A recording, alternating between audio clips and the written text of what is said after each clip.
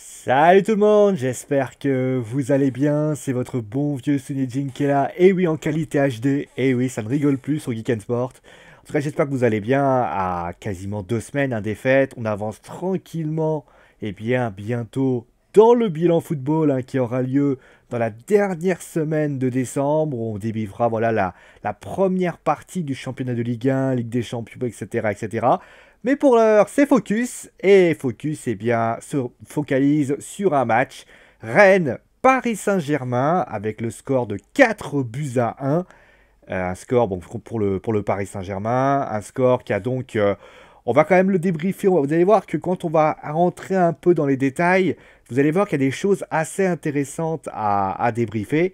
Mais pour le moment, eh bien, le PSG, eh bien, encore une fois, a gagné. Et on va dire quand même que la victoire est tout de même vérité au vu des nombres d'occasions pour les joueurs d'Unai Emery. Ça a commencé très rapidement à la 4e minute. Mbappé qui donc est bien lancé par un 1-2 de Verratti, le donne pour centre pour Neymar. Neymar qui pousse le ballon. 1-0 pour le Paris Saint-Germain. Nous avons eu ensuite le deuxième but. Et oui, là, c'est Julien Draxler qui a donné le ballon à Neymar. Neymar qui donne pour Mbappé. 2-0. Et très clairement, Paris déroule. Paris se crée une multitude d'occasions. Une première mi-temps totalement maîtrisée de la part des Parisiens. Et finalement, on se retrouve à la mi-temps. Et finalement, bien, les Parisiens reviennent, ont encore des intentions. Neymar décoche une frappe détournée par Koubek. Et il y a cette réduction du score, pardon, entre donc des Rennais. Amafitano qui monte la tête totalement seul, le poteau. Et à ce moment-là, alors j'ai pas son nom, Mouele Nombele, qui tout simplement le met au fond. 2 buts à 1 pour les Rennais. Et là, les Rennais sont beaucoup plus entreprenants. On le voit à l'arrivée de Wabi Kazri notamment, mais un souffle à cette équipe rennaise. Mais le souci, c'est que Benjamin André va se faire expulser. Nous sommes à la 62e minute. Expulsion de Benjamin André. Rennes qui joue donc à 10. Alors, cette expulsion, beaucoup de personnes vont en discuter. C'est vrai qu'il y a, selon moi, un excès d'engagement. Et forcément, on voit que Kipembe se tord de douleur. Il ne le touche pas réellement. Mais moi, j'ai une tradition qui dit que quand on est un peu... Oui, il vise à côté. Mais s'il vise le joueur peut se faire très très mal. Et je pense que là, ça pouvait peut-être être un cas. Alors après, c'est vrai qu'il ne le touche pas. Il n'y a peut-être pas faute. Mais peut-être que l'arbitre a plus justifié le côté intentionnalité, le geste, le tacle qui a été quand même assez peu maîtrisé et qui a donc posé des problèmes aux Rennais et donc l'expulsion d'André qui d'ailleurs prend un deuxième carton jaune. Il n'est pas expulsé totalement, ce qui peut expliquer ça. Et forcément, cette expulsion va avoir des conséquences. Cavani, qui n'arrivait pas à marquer, va marquer le troisième but avec un magnifique lob. Et donc ensuite, Neymar parachèvera avec un magnifique 4 buts à 1. 4 buts à 1 puisque il y aura eu un penalty. L'expulsion de Kipembe, totalement justifiée celle-là. Kipembe qui a ceinturé, voilà. Wabi Kazri qui tente de tirer. Ça part au-dessus. 4 buts à 1 pour les Parisiens. Et finalement, quand on fait cet enseignement et qu'on va bien sûr regarder les prestations des deux équipes, d'un côté, on va regarder la prestation globale de Rennes d'abord. Comme toujours, on s'occupe de l'équipe à domicile. On constate que l'équipe à domicile, elle s'est réveillée trop tard. C'est un petit peu ça. C'est que Rennes s'est réveillée en deuxième mi-temps.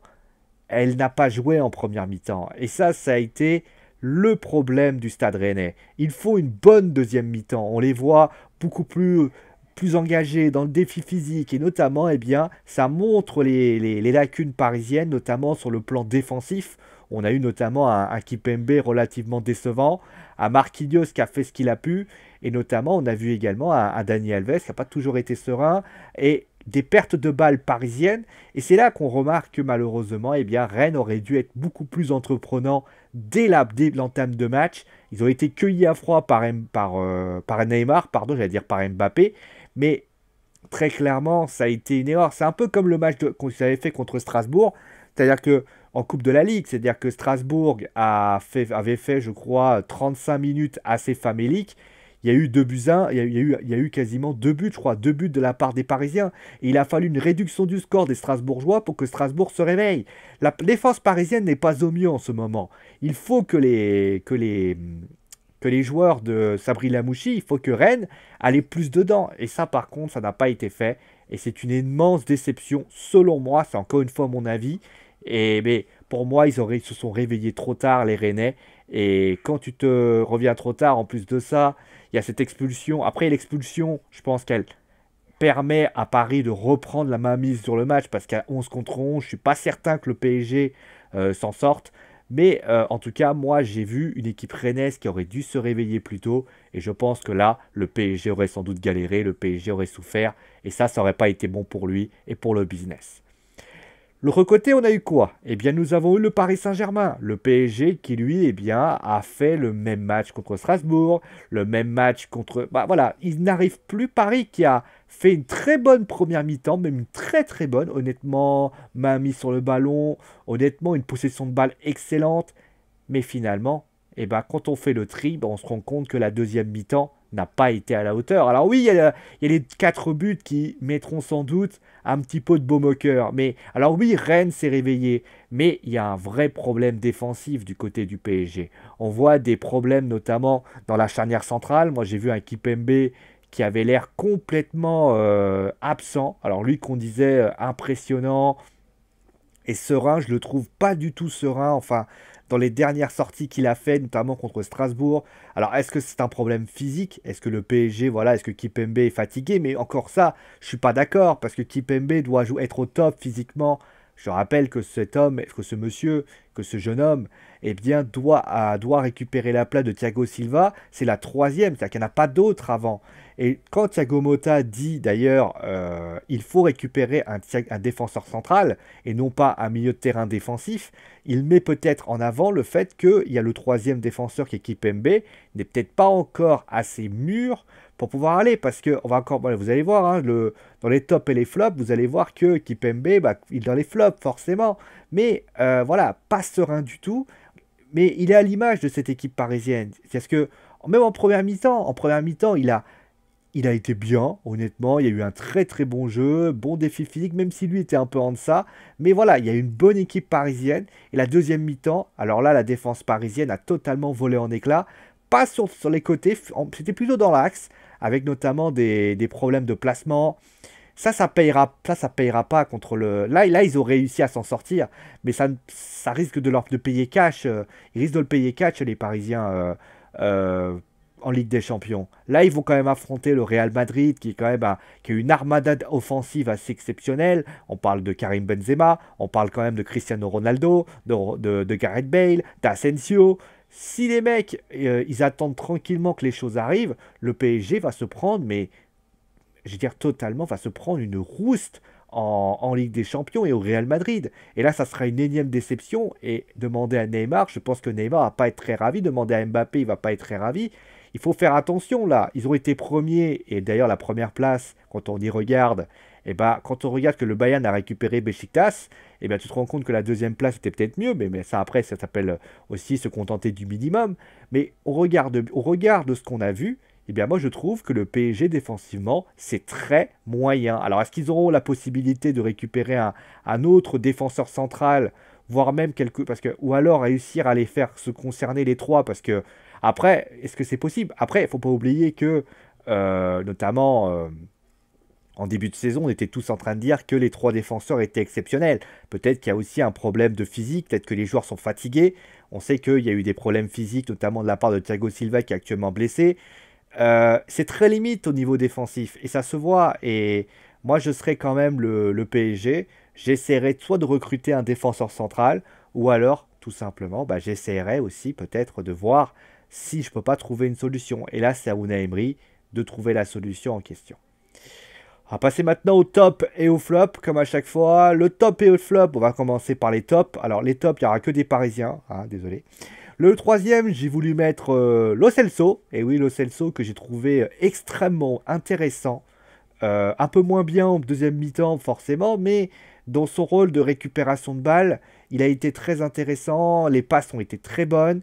Moi, j'ai trouvé un très très bon Lo Celso. Alors après, bon, il y a encore des choses à réajuster, mais moi, j'ai adoré sa prestation. C'est vrai qu'il a fait une prestation parfois un peu un peu mauvaise dans les dernières prestations, je crois contre Lille ou contre Strasbourg. Là, contre Rennes, il a été très bien, et je voulais le dire. D'ailleurs, je voulais mettre aussi Draxler, mais bon, Draxler a été peut-être un peu plus absent, notamment en deuxième mi-temps. Dani Alves a été très bien aussi. On peut citer aussi Berchiche, que j'ai trouvé intéressant aussi dans sa construction. Cavani aussi, bien sûr, hein, Cavani que j'allais mettre dans les flops, mais qui finalement se sort avec le but, et ça c'est quand même bien. Bah, après, les deux premiers, bah, clairement, bah, vous les connaissez, hein, le deuxième c'est Mbappé. Mbappé qui a été passeur décisif, qui a marqué. Au niveau des accélérations, il est incroyable. Il n'y a personne qui peut l'arrêter. Voilà, ça a été un bon joueur, il a fait un bon match. Et le numéro un, bah, vous l'avez deviné, hein, c'est Neymar. Il a été absent à Strasbourg, ça s'est peut-être pas trop vu, mais contre Rennes, bah, un doublé, une passe décisive. Il a été un poison pour Traoré, très clairement. Ça a été compliqué là pour Traoré qui a vécu un enfer. Et même dans la défense centrale a galéré pour essayer de le récupérer. Danzé a vécu un enfer. C'est lui qui a vraiment été la rampe de lancement pour l'équipe parisienne. Et ça, voilà, ça c'est bien. Ensuite, pour les flops, vous avez donc le troisième, bah, c'est Kipembe.